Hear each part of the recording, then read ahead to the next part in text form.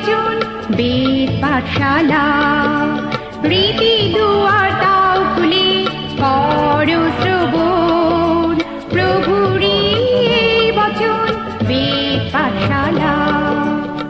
নমস্কার, শুরু হলো বাইবেল অধ্যয়নমূলক অনুষ্ঠান বেদ পাঠশালা।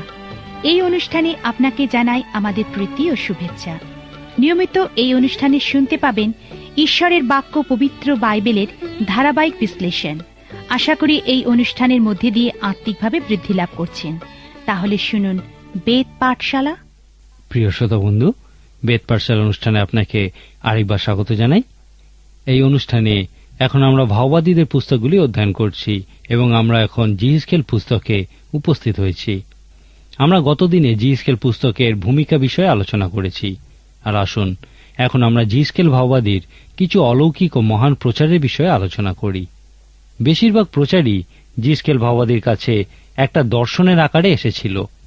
প্রকাশিত বাক্যে জিহিজকেল ভাওবাদীর অনেক দর্শনের বিষয়ই দেখতে পাওয়া যায়।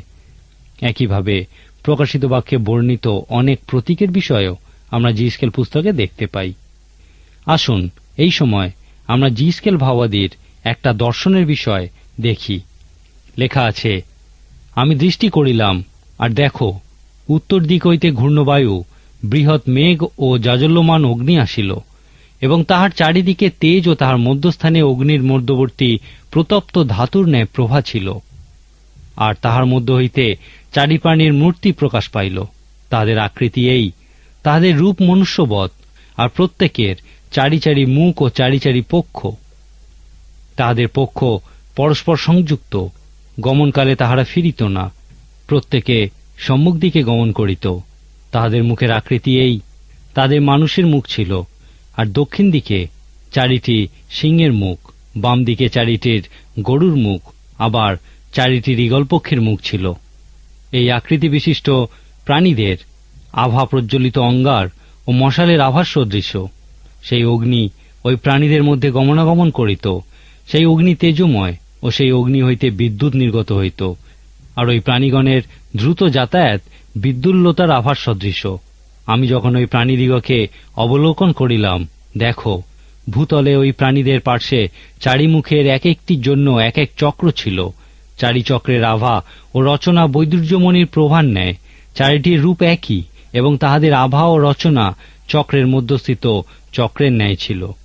উহারা যখন চলিত, ইহারাও তখন চলিত, এবং উহারা যখন স্থগিত হইত, ইহারাও তখন স্থগিত হইত। আর উহারা যখন ভূতল হইতে উত্থাপিত হইত, চক্রগুলিও তখন পার্শ্বে পার্শ্বে উত্থাপিত হইত, কেননা সেই প্রাণীর আত্মা ওই সকল চক্রে ছিল। এখন এই অলৌকিক ও মহান দর্শনের কি ব্যাখ্যা হতে পারে? সেই চারটি প্রাণী এই দর্শনের একটি গুরুত্বপূর্ণ অংশ। সাধু যোহন্ন তার প্রকাশিত বাক্যে এই একই প্রতীকের বিষয়ে উল্লেখ করেছেন।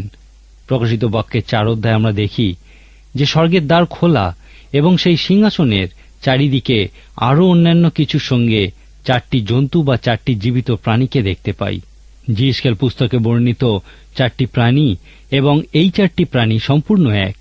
প্রথমটা সিংহের মতো, দ্বিতীয়টা ষাঁড়ের মতো, তৃতীয়টা মানুষের মতো, এবং চতুর্থটা ঈগল পাখির মতো। অনেকেই বিশ্বাস করেন যে ইহা পবিত্র শাস্ত্রে বর্ণিত ঈশ্বরের প্রকাশিত সত্যের সারসংক্ষেপ। সিনয় পর্বতে ঈশ্বর যখন প্রথমবার মানুষের কাছে প্রকাশিত হয়েছিলেন, তখন সিংহের ন্যায় গর্জন করেছিলেন। এরপর আমরা লেবীয় পুস্তক থেকে আবিষ্কার করি যে ঈশ্বর সেই মহান বলি উৎসর্গের মধ্যে দিয়ে নিজেকে মানুষের কাছে প্রকাশ করেছিলেন। সেই ষাঁড়টি সেই প্রাণীর প্রতীক, যাকে মানুষের পাপের জন্য উৎসর্গ করা হতো। সেই 4টি প্রাণীর মধ্যে মানুষ আমাদেরকে ঈশ্বরের লোকে পরিণত হওয়ার বিষয়টি প্রতীকস্বরূপ ব্যাখ্যা করে। ঈগল পাখি ঈশ্বরত্বের প্রতীকস্বরূপ। সেই চক্র সম্ভবত অবিরত ঈশ্বরের সত্য প্রকাশিত হওয়ার প্রতীকস্বরূপ। আর হয়তো এই ক্ষেত্রে সেই ভাওবাদীরাও ইহার অন্তর্গত। ইহাই হল জিহিজকেল ভাওবাদীর দর্শনের কতকগুলি সম্ভাব্য অনুবাদ। এই বইয়ের 3য় অধ্যায়ে আমরা জিহিজকেল ভাওবাদীর আরেকটি মহান প্রচারের বিষয় দেখতে পাই। লেখা আছে, 7 দিন গত হইলে পর সদাপ্রভুর এই বাক্য আমার নিকটে উপস্থিত হইল, হে মনুষ্য সন্তান, আমি তোমাকে ইস্রায়েল কুলের জন্য প্রহরী নিযুক্ত করিলাম। তুমি আমার মুখে কথা শুনিবে এবং আমার নামে তাহাদিওকে চেতনা দেবে। যখন আমি দুষ্ট লোককে বলি, তুমি মরিবেই মরিবে, তখন তুমি যদি তাহাকে চেতনা না দাও এবং তাহার প্রাণ রক্ষার্থে চেতনা দেবার জন্য সেই দুষ্ট লোককে তাহার কুপথের বিষয়ে কিছু না বলো, তবে সেই দুষ্ট লোক নিজ অপরাধে মরিবে, কিন্তু তাহার রক্তের প্রতিশোধ আমি তোমার হস্ত হইতে লইব। কিন্তু তুমি দুষ্টকে চেতনা দিলে সে যদি আপন দুষ্টতা ও কুপথ হইতে না ফেরে, তবে সে নিজ অপরাধে মরিবে, কিন্তু তুমি আপন প্রাণ রক্ষা করিলে। আবার কোন ধার্মিক লোক যদি আপন ধার্মিকতা হইতে ফিরিয়া অন্যায় করে, আর আমি তাহার সম্মুখে বিঘ্ন রাখি, তবে সে মরিবে। তুমি তাহাকে চেতনা না দিলে সে নিজ পাপে মরিবে এবং তাহার কৃত ধর্মকর্ম সকল আর স্মরণে আসিবে না। কিন্তু আমি তোমার হস্ত হইতে তাহার রক্তের প্রতিশোধ লইব। আর তুমি ধার্মিক লোককে পাপ না করিতে চেতনা দিলে সেই যদি পাপ না করে, তবে সচেতন হওয়াতে সে অবশ্য বাঁচিবে, আর তুমিও আপন প্রাণ রক্ষা করিলে। ভাববাদী রূপে জিসকেল ভাববাদী ব্যক্তিগত আবেগের সঙ্গে এই প্রচার করেছিলেন। তিনি তার সমসাময়িক ভক্তভাববাদীদের তিরস্কার করে বলেছিলেন, তোমরা কখনোই লোকদেরকে তাদের পাপের জন্য সতর্ক করনি এবং তাদের উদ্ধারের চেষ্টাও করনি, বা তোমরা তাদের পাপের ফল সম্পর্কেও তাদেরকে সতর্ক করনি। ভাববাদী রূপে ঈশ্বরের বাক্য লাভ করার পর যদি তোমরা লোকদেরকে সতর্ক করো, কিন্তু তারা যদি তা উপেক্ষা করে, তাহলে তারা তাদের মন্দতায় মারা পড়বে, কিন্তু তুমি নিজেকে রক্ষা করতে পারবে। আর যদি তুমি সতর্ক করতে ব্যর্থ হও, তাহলে ঈশ্বর তোমাকেই দোষী করবেন। আপনি কি ইহা বিশ্বাস করেন? সাধু পৌল তার সময় এই কথায় বিশ্বাস করতেন। তিনি বলেছিলেন, এক পক্ষের প্রতি আমরা মৃত্যুজনক গন্ধ এবং অন্য পক্ষের প্রতি জীবনমূলক জীবনদায়ক গন্ধ। অর্থাৎ তিনি বলতে চেয়েছিলেন, যদি তোমরা কারুর কাছে খ্রিস্টের সুসমাচার প্রচার করো এবং যদি তারা বিশ্বাস করে, তাহলে তোমরা তাদের কাছে জীবনদায়ক গন্ধ স্বরূপ। আর যদি তারা এই পরিত্রাণের বাক্যে বিশ্বাস না করে, তাহলে তোমরা তাদের কাছে মৃত্যুজনক গন্ধ স্বরূপ, কারণ তোমরা তাদের কাছে সুসমাচার প্রচার করেছ।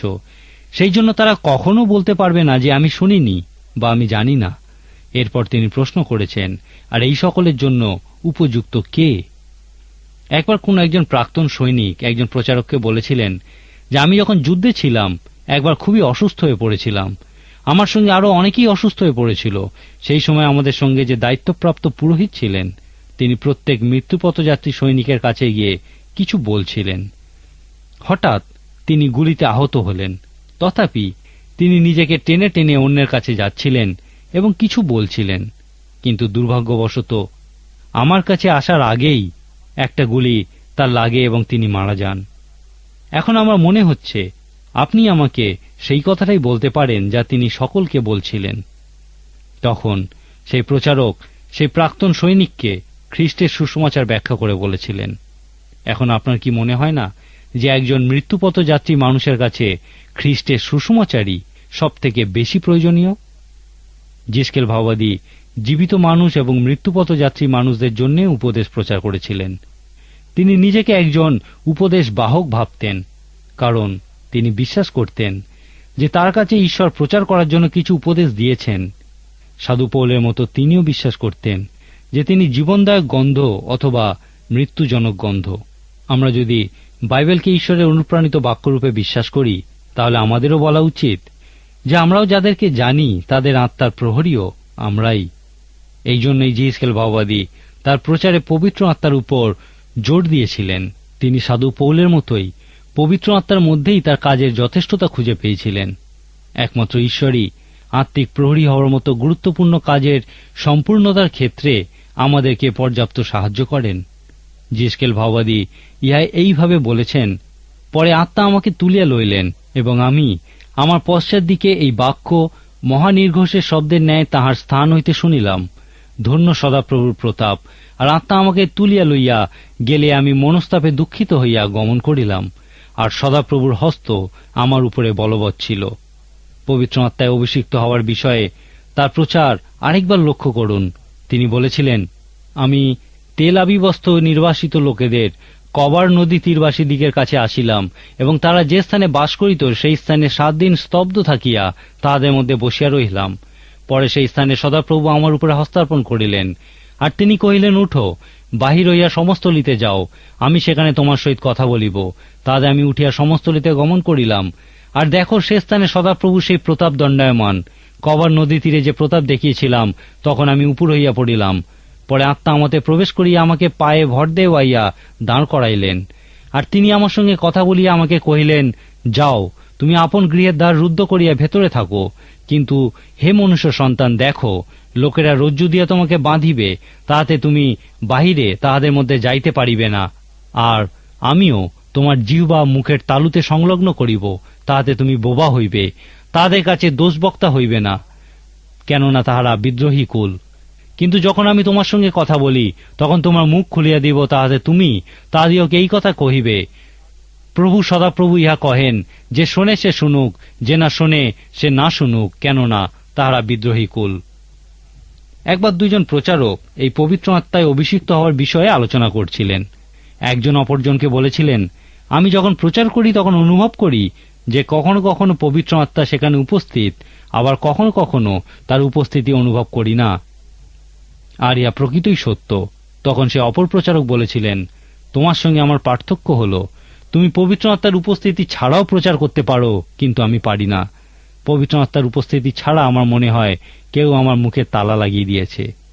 তারপর সেই প্রথম প্রচারক দ্বিতীয় জনকে তাদের মণ্ডলীতে আসার অনুরোধ করেছিলেন, কিন্তু সেই প্রচারক আসতে চাননি, কারণ তিনি বলেছিলেন যে হয়তো আমি তোমার মণ্ডলীতে গিয়ে কিছু বলতেই পারবো না, কারণ পবিত্র আত্মা আমাকে যদি সাহায্য না করে তাহলে আমার মুখ থেকে কোনো কথাই বেরোবে না। আর আমি চাই না যে তোমার মণ্ডলীর লোকেরা জানুক যে ঈশ্বর আমাকে প্রচার করার মতো কোনো বাক্যই দেননি। সেই প্রচারক এই কথা শুনে এবং দ্বিতীয় প্রচারকের পবিত্র আত্মায় গভীরতা দেখে খুবই অবাক হয়ে গেছিলেন। জিসকেল ভাওবাদী ছিলেন এই ধরনের ভাওবাদী। তিনি বলেছিলেন, শোনো, যখন পবিত্র আত্মা আমার উপরে থাকে তখন আমি তার বাক্য প্রচার করতে পারি, কিন্তু যদি তিনি আমার উপরে না থাকেন তাহলে আমার মনে হয় আমি বোবা হয়ে গেছি। আপনি যখন এই অদ্ভুত ও মহান প্রচারকের সঙ্গে পরিচিত হবেন এবং তার অলৌকিক ও মহান ভাববাণীগুলি পড়বেন, তখন জিরোমীয় ভাওবাদীর ক্ষেত্রে যেমন বলেছিলাম সেই মতো আপনার নিজের জীবনের জন্য আধ্যাত্মিক আবেদনের অন্বেষণ করুন। জিসকেল ভাওবাদী এমন একজন পুরোহিত ছিলেন যিনি সেই অন্ধকারময় বাবিলীয়দের কাছে বন্দিত্বের সময় কাজ করতে পারেননি, কিন্তু তাকে ঈশ্বরের একটা বিশেষ পরিকল্পনার বিশেষ উদ্দেশ্য পূরণ করার জন্য আহ্বান করা হয়েছিল। আমরা এখানে দুটি বড় বিষয় দেখেছি। প্রথমত, গুপ্ত বিষয় সামনে থেকে পর্দা সরানো এবং শেষ সময়ের বিষয়। জিসকেল ভাওবাদী প্রায়শই এই বিষয়গুলির উল্লেখ করেছিলেন, কারণ ইহাই ছিল ইসরায়েল জাতির সেই চূড়ান্ত আশা এবং তা এখনো আছে। আজকের মতো তাহলে এখানেই শেষ করি। ঈশ্বর আপনার মঙ্গল করুন। প্রিয় শ্রোতা বন্ধু, যদি বাইবেল সম্পর্কে বিস্তারিতভাবে জানতে চান তাহলে আমাদের ঠিকানায় যোগাযোগ করুন। আমাদের ঠিকানা হল বেদ পাঠশালা, বিশ্ববাণী, পোস্ট বক্স নম্বর 16925, কলিকাতা 700034। আবার বলছি, বেদ পাঠশালা, বিশ্ববাণী, পোস্ট বক্স নম্বর 16925, কলিকাতা 700034। নমস্কার।